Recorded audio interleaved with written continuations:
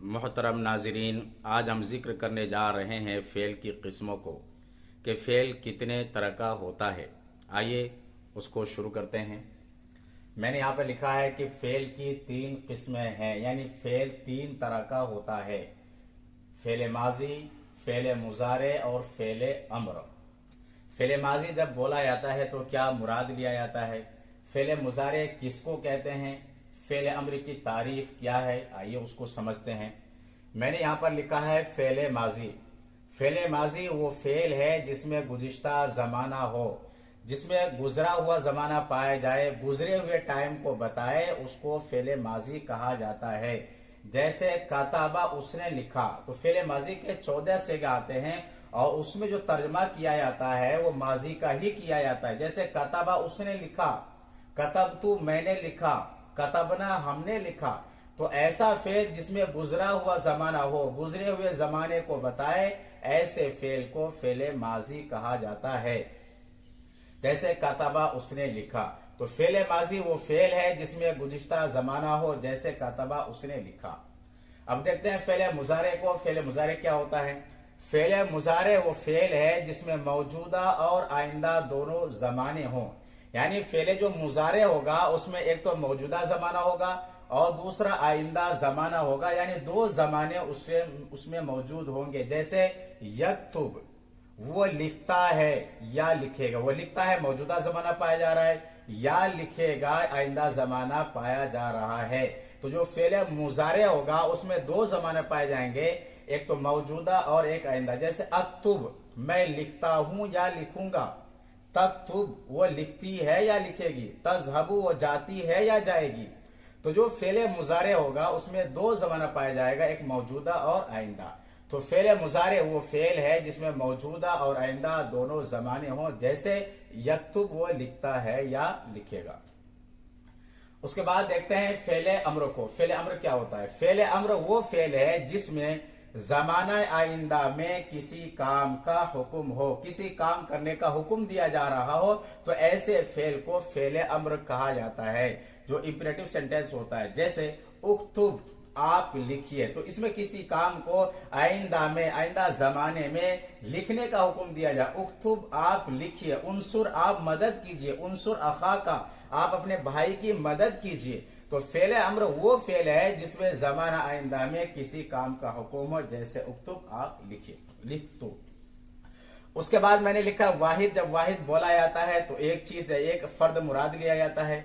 उसके बाद यहाँ पर तस्निया है। तस्निया जब बोला जाता है तो उससे 2 चीजें या 2 फर्द मुराद लिया जाता है।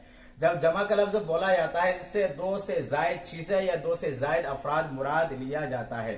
गायब, गायब का मतलब है जो सामने ना हो। जब गायब बोला जाता है इसका मतलब यह होगा कि वो शख्स, वो पर्सन जो सामने मौजूद ना हो, उसको गायब कहा जाता है।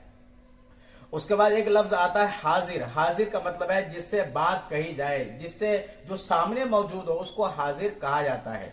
मुतकल्लिम का तर्जमा है बात कहने वाला, बात करने वाला, उसको मुतकल्लिम कहा जाता है। मुजक्कर, मुजक्कर का तर्जमा है नर, यानी जैसे मर्द है, घोड़ा है, इस तरह के जो है उसको मुजक्कर कहा जाता है, इसका तर्जमा है नर, यानी मुजक्कर से नर मुराद लिया जाता है। मुअन्नस, इससे मादा मुराद लिया जाता है, जैसे मुर्गी है, औरत है, लड़की है, तो मुअन्नस से मुराद मादा लिया जाता है। उसके बाद मैंने लिखा है अमसिला। अमसिला का जमा है, ये मिसाल की जमा है अमसिला। एक जुमला मैंने यहां पर लिखा है उर्दू में, राशिद ने अनार खाया। इस मिसाल के जरिए से कुछ नई चीजों को समझाना चाहते हैं, तो मैंने लिखा है राशिद ने अनार खाया। अब किसने खाया है? अनार को राशिद ने खाया है, तो राशिद को कहेंगे फाइल। किसको खाया गया? अनार को खाया गया, तो अनार को कहेंगे मफूल बिही। और लफ्ज खाया जो है इसको कहेंगे फेल, फेल मारूफ। तो फाइल काम करने वालों को कहते हैं, काम करने वाले को फाइल कहा जाता है। जैसे पहले मिसाल में राशिद, तो राशिद ने अनार खाया है, खाने वाला यहां पर क्या? राशिद है, इसको फाइल कहेंगे, यानी ये सब्जेक्ट होगा। उसके बाद अनार जो है यहां मफूल भी है, क्योंकि इसको खाया गया है, खाया है। मफूल भी जिस पर फाइल का फेल वाक़े हो, जिस पर फाइल का करने वाले का काम वाक़े हो, उसको मफूल बिही कहा जाता है। जैसे राशिद ने अनार खाया, तो खाने का अंजाम, जो खाने का जो काम है वो किसने अंजाम दिया? राशिद ने। और क्या चीज खाई गई है? अनार। तो यहां पर अनार को कहेंगे मफूल बिही, जैसे लफ्ज अनार। उसके बाद लफ्ज जो खाया है इसको कहेंगे फेले मारूफ, यानी फेले मारूफ वो फेल है जिसकी निस्बत फाइल की तरफ हो। जैसे खाने की निस्बत यहां पर राशिद की तरफ है कि राशिद ने अनार खाया है।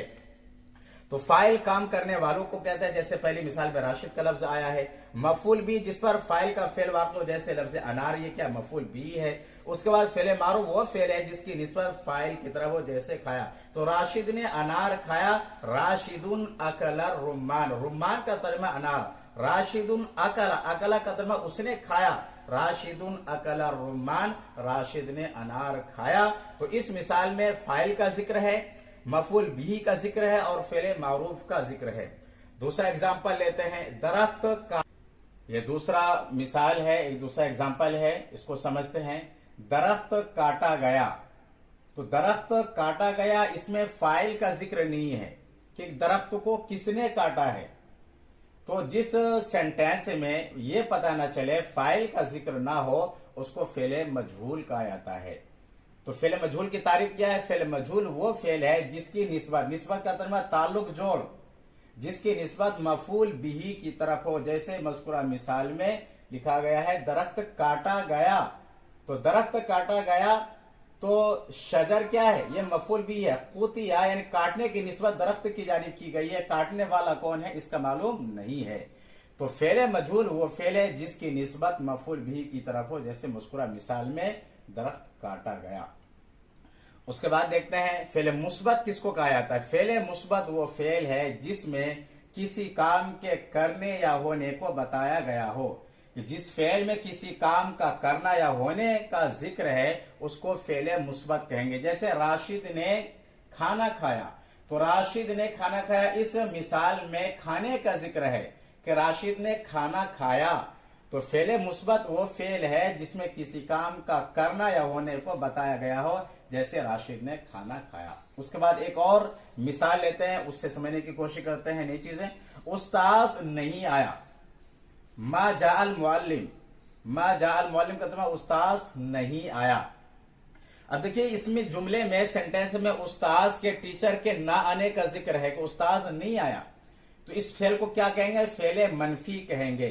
तो फेले मनफी वो फेल है जिसमें किसी काम के ना करने या ना होने का जिक्र हो, जैसे मिसाल मज़कूर में उस्ताद नहीं आया, तो इसमें उस्ताद के ना आने का जिक्र है, तो इसको कहेंगे फेले मनफी। उसके बाद देखते हैं ज़मीर फाइल।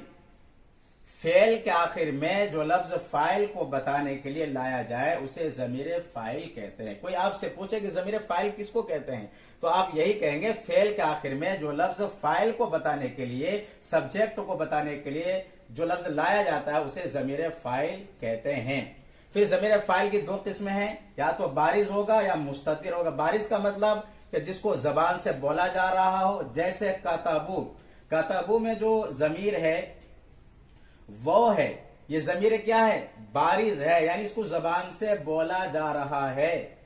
तो जिसको जबान से बोला जाए उसको बारिज कहेंगे, और जिसको जबान से ना बोला जाए बल्कि सिर्फ उसका लिहाज किया जाए उसको मुस्ततिर कहेंगे।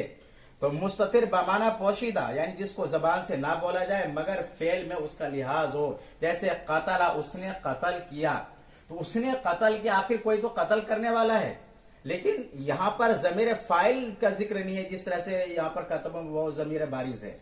तो इसका सिर्फ लिहाज किया गया है, जबान इसको बोला नहीं जा रहा है ज़मीर को, लिहाजा इसको मुस्ततिर कहेंगे। तो मुस्ततिर बमाना पोशीदा, यानी जिसको जबान से ना बोला जाए मगर फेल में उसका लिहाज हो। जैसे कतला, उसने कत्ल किया, उसने मर्डर किया। तो मेरे अजीजों, ये वीडियो बहुत ही अहम है। ये वीडियो पसंद आए तो लाइक करें, मेरे चैनल को सब्सक्राइब करें और बेल आइकन पर जरूर क्लिक करें ताकि हर नई आने वाली वीडियो आप तक पहुंच सके। फकत वस्सलाम।